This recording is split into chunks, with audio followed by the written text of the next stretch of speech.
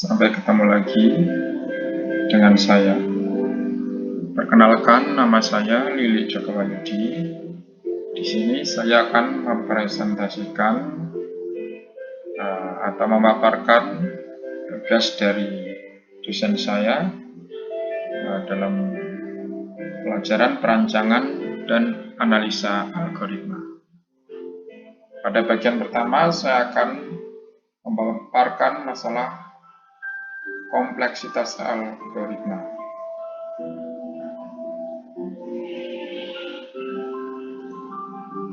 Sebagai pendahuluan,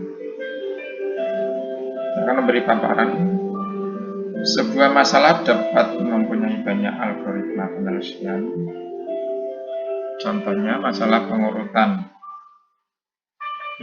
Ada puluhan algoritma pengurutan. Sebuah algoritma tidak saja harus benar, tetapi juga harus efisien atau mampus. Baik itu efisien dalam hal waktunya atau ruang penyimpanannya. Berikutnya adalah algoritma yang bagus adalah algoritma yang mangkus. Kemangkusan algoritma diukur dari waktu, eksekusi algoritma, dan kebutuhan uang. Di sini maksudnya adalah kemangkusan itu diukur bila suatu algoritma itu membutuhkan waktu yang seminim mungkin dan juga ruang. Nah, ini juga ada paparannya. Algoritma yang mangkus adalah algoritma yang meminimumkan kebutuhan waktu dan ruang.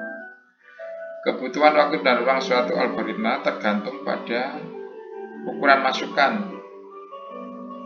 disimbolkan dengan N, yang menyatakan jumlah data yang diproses.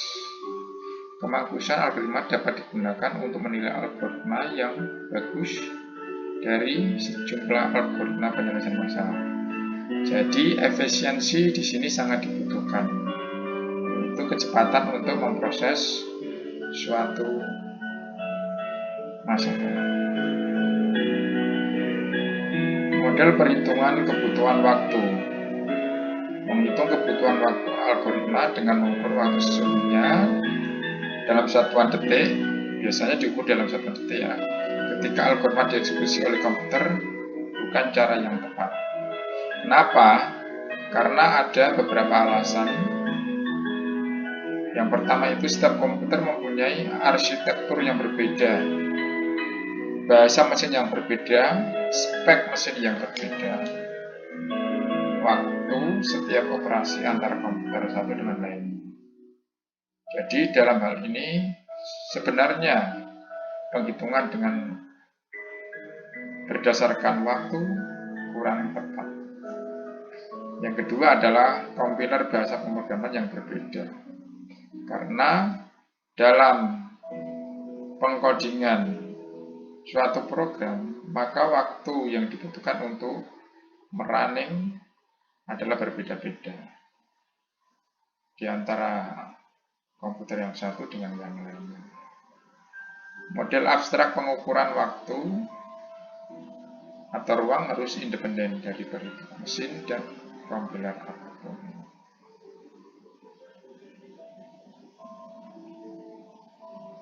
Besaran yang dipakai untuk menerangkan model abstrak pengukuran waktu ruang ini adalah kompleksitas algoritma. Yang mana dibedakan kompleksitas itu ada kompleksitas waktu dan kompleksitas ruang. Kompleksitas waktu disimbolkan dengan T, N, dan kompleksitas ruang dengan Sn. Dengan menggunakan besaran kompleksitas waktu atau ruang algoritma, kita dapat menentukan laju peningkatan ruang yang diperlukan. Sedangkan ukuran masukannya menggunakan simbol N. Ini adalah contoh besaran masukan dengan simbol N-nya 10, 100, 1000, dan 1 juta.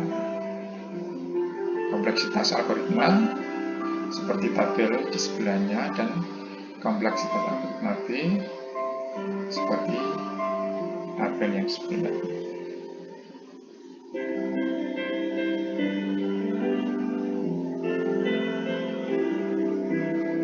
Untuk kompleksitas waktu, jumlah tahapan komputasi dihitung dari berapa kali suatu operasi dilaksanakan di dalam sebuah algoritma sebagai fungsi ukuran masukan atau n.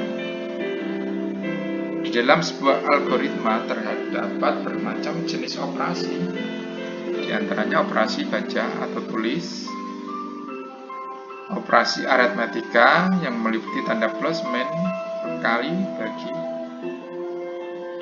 operasi pengisian nilai atau assessment, operasi pengaksesan elemen lari, operasi pemanggilan prosedur, dan lain sebagainya.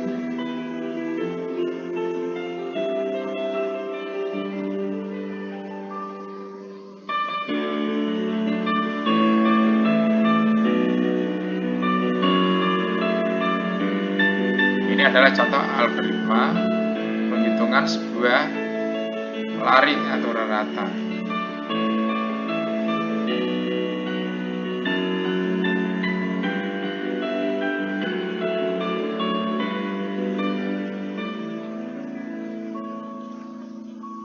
Ini adalah penyelesaiannya. Algoritma untuk mencari elemen terbesar di dalam sebuah lari. Ini bahasa pemrogramannya seperti ini.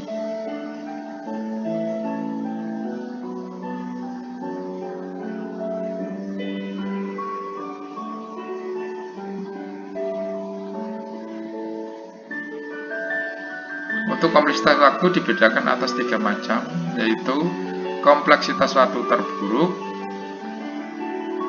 dengan simbol Tmax n, yaitu kebutuhan waktu yang paling maksimal. Yang untuk kompleksitas terbaiknya, yaitu persyaratannya kebutuhan waktunya minimal atau Tmin n. Untuk rata-ratanya, yaitu kompleksitas waktu untuk rata-rata average-nya itu TAVG n.